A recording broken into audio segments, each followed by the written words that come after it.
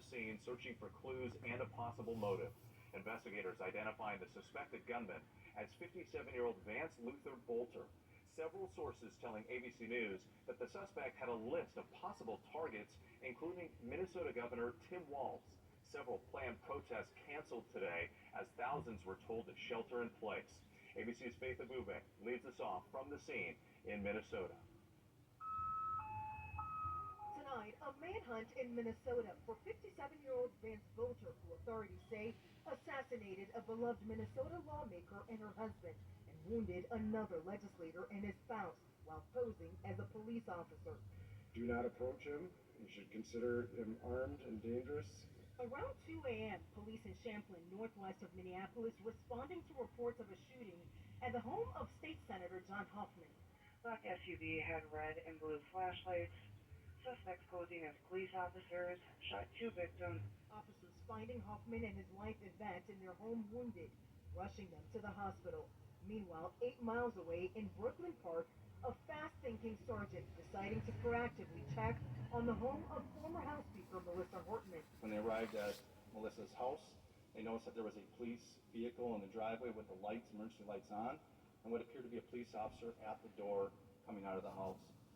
When our officers confronted them, the individual immediately fired upon the officers, who exchanged gunfire, and the suspect retreated back into the home. Inside, police finding the bodies of former House Speaker Melissa Hortman and her husband, Mark.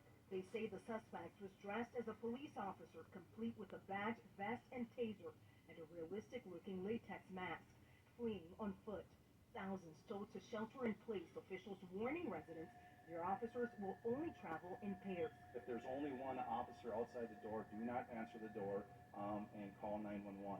Authorities say they found a hit list inside the vehicle with names of dozens of Democratic Minnesota lawmakers, including Congresswoman Ilhan Omar and Senator Tina Smith. Sources tell ABC News that abortion providers were also on that list, and law enforcement is looking into whether the suspect may have been motivated by extreme views on abortion.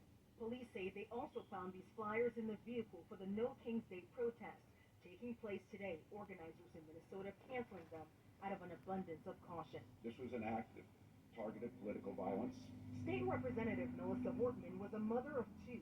News of her murder stunning lawmakers nationwide. Minnesota's Governor Tim Walz heartbroken. Speaker Hortman was someone who served the people of Minnesota with grace, compassion, humor, and a sense of service. She was a formidable public servant, a fixture and a giant in Minnesota. She is irreplaceable and we've been missed by so many. Minnesota's thoughts and prayers are with her family, her loved ones, her children, and her parents. And with that shelter-in-place order just lifted, even though that suspect's still on the run at this hour as this urgent investigation continues here in Brooklyn Park, the FBI offering $50,000 for information leading to that suspect's arrest, releasing these images just from a few hours ago of that suspect wearing a cowboy hat. They say he is armed and dangerous and do not approach him. And that neighborhood still on edge. Faith Abube, thank you. We move now to other major news on this Saturday night. Massive crowds gathering from coast to coast for those so-called No Kings Day protests, counter-programming to the military parade in Washington, D.C., marking the Army's 250th birthday. Protests planned in all 50 states and law enforcement on high alert. ABC's Matt Gutman is in Los Angeles tonight. Tonight, thousands of protests taking place nationwide against the Trump administration's policies and perceived overreach and to counter-program the president's military parade in Washington. From Atlanta to New York and Durham, North Carolina. From Frisco, Texas and Angola, Indiana in the center of the country to San Diego on the West Coast. Overall, more than 2,000 separate